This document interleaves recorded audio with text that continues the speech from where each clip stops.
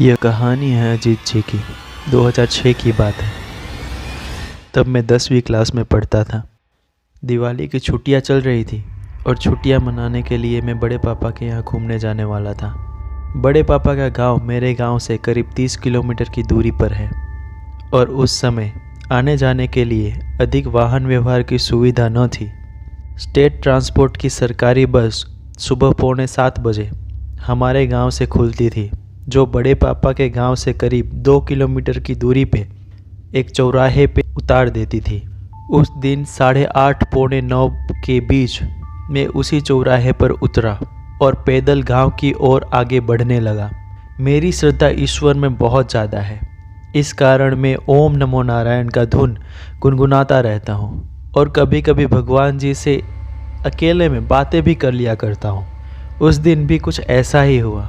बस से उतरने के बाद रास्ता काटते समय मैं ओम नमो नारायण की धुन गुनगुनाते हुए प्रभु से बातें कर रहा था। मेरी बातें बिना सिर पैर की होती थी, बस जो दिल में आए वो बोल दिया करता था। प्रभु से बातें करते करते मेरे मुंह से कुछ ऐसा निकल गया जो आगे जाकर अनहोनी की दस्तक दे रही थी। दूरी कटती गई और मैं बड़े पापा के यहाँ पहुँच गया। बड़े पापा की 6 बेटियां हैं, जिनमें से 2 की शादी हो चुकी थी और 2 बेटे हैं। उन दिनों की बात ही कुछ और थी। बस खेलना कूदना, खाना और खाना खा के सो जाना, बस यही तो थी जिंदगी। खेल कूद में पूरा दिन गुजर गया और रात होने लगी। बड़े पापा और मम्मी कुछ काम से कुछ दिनों के लिए बाहर गए थे, इसलिए हमारे रिलेटिव चाची को हमारी देखभाल के लिए बुलाया था, जो कुछ दिनों से बड़े पापा के घर रहती थी। बड़े पापा का घर गांव से बाहर था। आसपास कुछ गिने चुने घर थे। ठंडी की मौसम थी, इसलिए लोग जल्दी ही खा पी के सो जाते थे। हमने रात का खाना खाया और अपने अपने रूम में सोने गए। घर में 3 कमरे, एक किचन, एक बड़ा सा हॉल और एक बड़ा सा आंगन था। आंगन में एक बकरी और बकरी के 2 बच्चे थे। टीवी बीच वाले कमरे में थी, इसीलिए हम 7 भाई बहन टीवी वाले रूम में सोने गए और चाची हमारे पास वाले रूम में सोने गई। बड़े पापा का घर अभी नया बना था, इसलिए खिड़की में सिर्फ ग्रिल थी और रूम का दरवाज़ा ठीक से बंद नहीं होता था। रूम में एक पलंग था, जिस पे मैं और मेरा छोटा भाई दिनेश था। नीचे फर्श पर गद्दा बिछाकर मेरा दूसरा भाई चेतन और मेरी 4 बहनें थीं। करीब रात के 11:30 बजे तक टीवी चालू थी। उसके बाद मेरी बड़ी दीदी ने बोला, अजीत तुम टीवी बंद करके सो जाना। मैंने कहा ठीक है, मैं बंद कर दूंगा। बोलने को तो मैंने बोल दिया कि मैं टीवी बंद कर दूंगा, पर अंदर से मुझे ना जाने क्यों डर लगने लगा। करीब 11:45 बज रहे थे। मैंने सोचा अभी अभी तो सब सोए हैं, मैं टीवी बंद करके सो जाता हूँ, और मैंने टीवी बंद कर दिया। मैं और मेरा भाई दिनेश पलंग पर सोए थे और अंधेरा होने के कारण मुझे वहाँ जाने में दिक्कत हो रही थी। मैं खिड़की के साइड सोया था और खिड़की से चांद की रोशनी आ रही थी, जिसकी वजह से मैं बेड तक पहुँच गया। खिड़की में दरवाज़ा न होने के कारण मुझे डर लग रहा था। मेरे पास एक पतली सी चादर थी, जिसकी लंबाई इतनी छोटी थी कि मैं या तो सर ढक सकता था या तो अपना पैर, इसलिए मैंने खुद को सिकुड़ कर सोने का ऑप्शन पसंद किया। धीरे धीरे 12 बजे और मुझे डर के मारे नींद नहीं आ रही थी। तभी बाहर से कुछ आवाज़ सुनाई दी। मुझे लगा पास वाले कमरे से चाची उठी होंगी।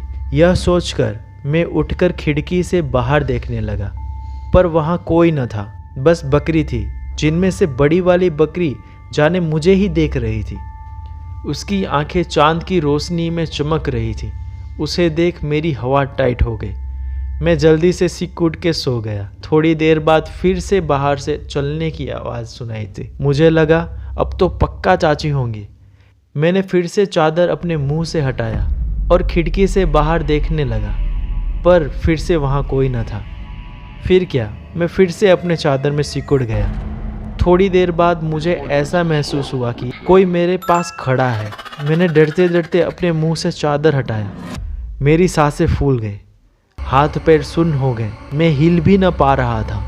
मेरे पास वाली खिड़की के उस पार एक परछाई खड़ी थी जो मुझे बाहर बुला रही थी। मैं बस उसे देखता रहा, क्योंकि और मैं कर भी क्या सकता था, क्योंकि मेरा पूरा शरीर जैसे मेरा ही न हो। मुझे सांस भी लेने में डर लग रहा था। मुझे आज भी याद है उसकी परछाई, एकदम लंबी, ना कोई शक्ल ना कुछ। उसके हाथ में सिर्फ उंगलियां थी, बहुत लंबी लंबी उंगलियां।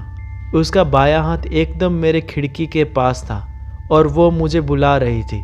उसकी उंगलियां इतनी लंबी थी कि खिड़की से उसकी उंगलियां मेरे गर्दन तक पहुंच जाती। यह सब देख के मेरा दिमाग थोड़ी देर के लिए सुन्न हो गया।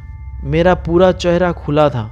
धीरे धीरे मेरे शरीर में जान आई। मैंने अपने चादर को धीरे से सरकाते हुए अपना चेहरा ढक लिया। साथ ही में हनुमान चालीसा का पाठ करने लगा। हनुमान चालीसा पूरा न आने के कारण मेरे मुंह से जय हनुमान ज्ञान गुण सागर, जय हनुमान ज्ञान गुण सागर बस यही निकल रहा था।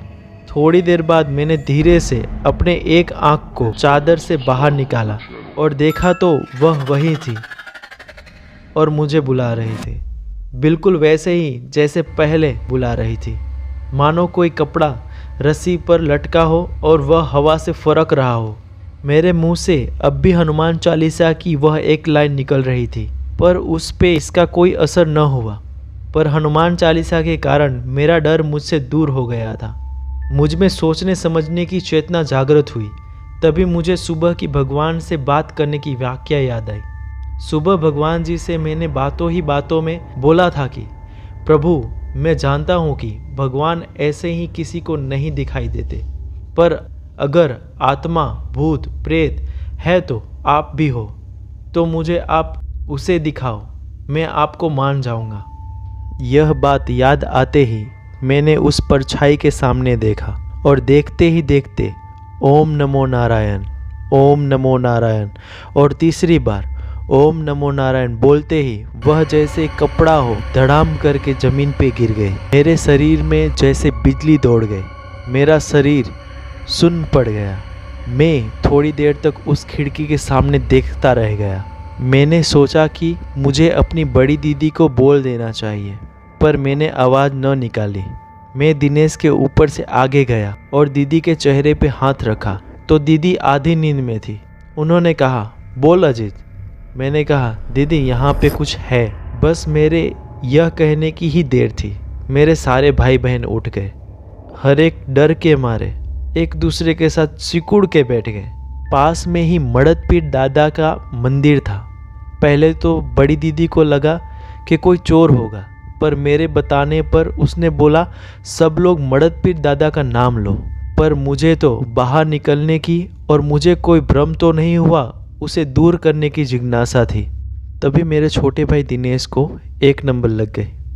जब उसने बोला, मैंने बोला चलो, क्योंकि मुझे तो बाहर देखना था कि आखिर है क्या। बाहर अंधेरा था और बाहर की लाइट की स्विच बाहर ही थी। मैं सबसे आगे गया।